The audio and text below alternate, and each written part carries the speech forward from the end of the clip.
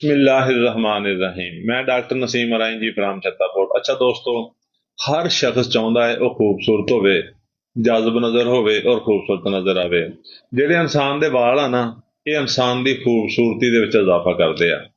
ਅਗਰ ਵਾਲ ਨਾ ਹੋਣ ਤੇ ਇਨਸਾਨ ਦੀ ਖੂਬਸੂਰਤੀ ਤਕਰੀਬਨ ਮਾਂਦ ਪੜ ਜਾਂਦੀ ਆ, ਖਤਮ ਹੋ ਜਾਂਦੀ ਆ। ਅੱਛਾ ਦੋਸਤੋ, ਵਾਲਾਂ ਦੇ ਬਹੁਤ ਸਾਰੇ ਮਸਾਇਲ ਨੇ, ਲੇਕਿਨ ਸਾਡੇ ਅੱਜ ਦੇ ਜਿਹੜੇ ਮਸਾਇਲ ਨੇ ਨਾ, ਮਸਲਾ ਹੈ ਉਹ ਹੈ ਵਾਲਾਂ ਦਾ ਬਰੀਕ ਤੇ ਕਮਜ਼ੋਰ ਹੋ ਜਾਣਾ ਔਰ ਤੇਜ਼ੀ ਨਾਲ ਗਿਰਨਾ, ਵਾਲਾਂ ਦਾ ਟੁੱਟਣਾ।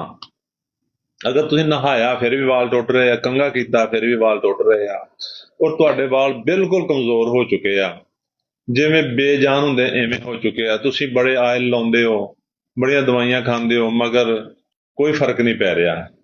ਪਰੇਸ਼ਾਨ ਨਹੀਂ ਹੋਣਾ। ਤੁਹਾਡਾ ਦੋਸਤ, ਤੁਹਾਡਾ ਭਾਈ ਡਾਕਟਰ ਨਸੀਮ ਅਰਾਈ ਫਰਾਮ ਛੱਤਾਪੁਰ ਅੱਜ ਤੁਹਾਡੇ ਵਾਸਤੇ ਇੱਕ ਐਸੀ ਰੈਮਡੀ ਲੈ ਕੇ ਆਇਆ ਹੈ ਜਿਹਦੇ ਚੰਦ ਦਿਨ ਇਸਤੇਮਾਲ ਦੇ ਨਾਲ ਤੁਹਾਡੇ ਜਿਹੜੇ ਵਾਲ ਕਮਜ਼ੋਰ ਹੋ ਰਹੇ ਨੇ, ਤੇਜ਼ੀ ਨਾਲ ਗਿਰ ਰਹੇ ਨੇ ਔਰ ਵਾਲ ਬਰੀਕ ਹੋ ਰਹੇ ਨੇ, ਉਹ ਸਿਹਤਮੰਦ ਹੋਣਾ ਸ਼ੁਰੂ ਹੋ ਜਾਣਗੇ ਔਰ ਵਾਲ ਗਿਰਨ ਨੂੰ ਠੀਕ ਹੋ ਜਾਣਗੇ। ਅੱਛਾ ਦੋਸਤੋ, ਵਾਲਾਂ ਦੇ ਗਿਰਨ ਦੀ ਮੁxtਲਿਫ ਕੰਡੀਸ਼ਨ ਨੇ ਔਰ ਮੁxtਲਿਫ ਦਵਾਈਆਂ ਨੇ। ਸਾਡੀ ਜਿਹੜੀ ਅੱਜ ਦੀ ਮੈਡੀਸਨ ਆ ਨਾ, ਉਹ ਬਰੀਕ ਵਾਲ ਹੋਣ ਵਾਲੇ, ਕਮਜ਼ੋਰ ਹੋਣ ਵਾਲੇ ਵਾਲਾਂ ਵਾਸਤੇ ਆ, ਔਰ ਕਮਜ਼ੋਰ ਹੋਣ ਨਾਲ ਉਹ ਵਾਲ ਜਿਹੜੇ ਟੁੱਟਦੇ ਨੇ ਉਹਨਾਂ ਵਾਸਤੇ ਆ।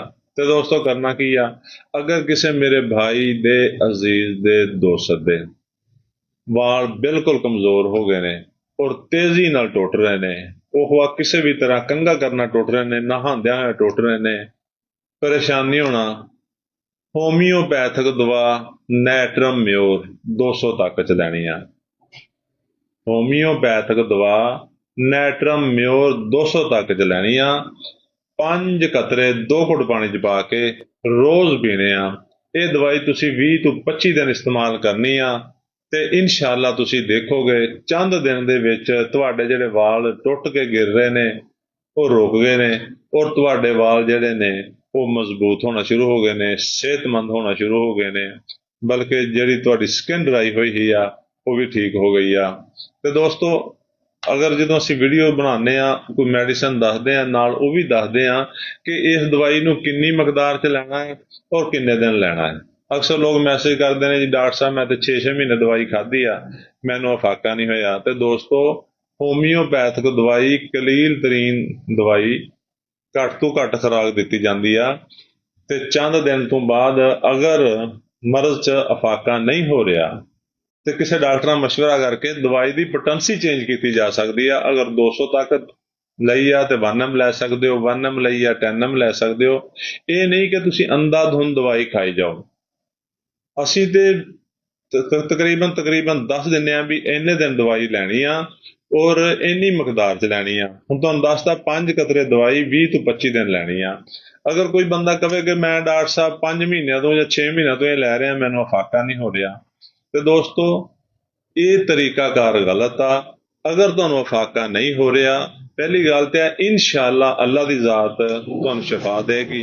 ਮਗਰ ਅਗਰ ਅਫਾਕਾ ਨਹੀਂ ਹੋ ਰਿਹਾ ਤੇ ਤੁਸੀਂ ਕਿਸੇ ਕਰੀਬ ਡਾਕਟਰ ਨਾਲ ਮਸ਼ਵਰਾ ਕਰ ਸਕਦੇ ਹੋ ਕਿ ਮੈਂ ਜੀ ਇਹ ਪੋਟੈਂਸੀ ਇਸਤੇਮਾਲ ਕੀਤੀ ਆ, ਮੈਨੂੰ ਅਫਾਕਾ ਨਹੀਂ ਹੋਇਆ, ਮੈਂ ਕੀ ਕਰਾਂ। ਜਾਂ ਤੁਸੀਂ ਸਾਡੇ ਨਾਲ ਮਸ਼ਵਰਾ ਕਰ ਸਕਦੇ ਹੋ ਕਿ ਜੀ ਡਾਕਟਰ ਸਾਹਿਬ ਤੁਸੀਂ ਇਹ ਪੋਟੈਂਸੀ ਦੱਸੀ ਸੀ, ਮੈਂ ਹਫਤਾ ਜਾਂ 10 ਦਿਨ ਜਾਂ 15 ਦਿਨ ਜਿੰਨੇ ਦਿਨ ਤੁਸੀਂ ਕਿਹਾ ਸੀ ਮੈਂ ਇਸਤੇਮਾਲ ਕੀਤੀ ਆ, ਮੈਨੂੰ ਅਫਾਕਾ ਨਹੀਂ ਹੋਇਆ, ਮੈਂ ਹੁਣ ਅਗਲਾ ਪ੍ਰੋਸੀਜਰ ਦੱਸੋ ਕੀ ਕਰਾਂ ਜੀ, ਮੈਂ ਪੋਟੈਂਸੀ ਕਿਹੜੀ ਲਵਾਂ। ਤੇ ਦੋਸਤੋ, ਮਸ਼ਵਰਾ ਕਰਨਾ ਬਹੁਤ ਜ਼ਰੂਰੀ ਆ। ਸਾਡੀ ਵੀਡੀਓ ਨੂੰ ਲਾਈਕ ਤੇ ਸ਼ੇਅਰ ਕਰਿਆ ਕਰੋ ਤਾਂ ਕਿ ਵੀਡੀਓ ਹੋਰ ਲੋਕਾਂ ਤੱਕ ਪਹੁੰਚੇ ਔਰ ਉਹਨਾਂ ਦਾ ਫਾਇਦਾ ਹੋਵੇ। ਸਾਡੇ ਅਕਾਊਂਟ ਨੂੰ ਫਾਲੋ ਕਰ ਲਓ ਤਾਂ ਕਿ ਤੁਹਾਡਾ ਔਰ ਸਾਡਾ ਰਾਬਤਾ ਰਵੇ। ਦੋਸਤੋ, ਕੱਲ ਅਸੀਂ ਮਜ਼ੀਦ ਵਾਲਾਂ ਦੇ ਗਿਰਨ ਦੀ ਦੂਸਰੀ ਰੈਮਡੀ ਦੱਸਾਂਗੇ ਔਰ ਅਨਕਰੀਬ ਅਸੀਂ ਤੁਹਾਨੂੰ ਗੰਜਪਨ ਦੀ ਐਸੀ ਦਵਾਈ ਦੱਸਾਂਗੇ ਕਿ ਇਨਸ਼ਾਅੱਲਾ ਤੁਹਾਡਾ ਜਿਹੜਾ ਗੰਜਪਨ ਆ, ਜਿਹੜੇ ਲੋਕ ਗੰਜੇ ਆ ਉਹ ਵੀ ਠੀਕ ਹੋ ਜਾਣਗੇ। ਸ਼ੁਕਰੀਆ, ਅੱਲਾ ਹਾਫਿਜ਼।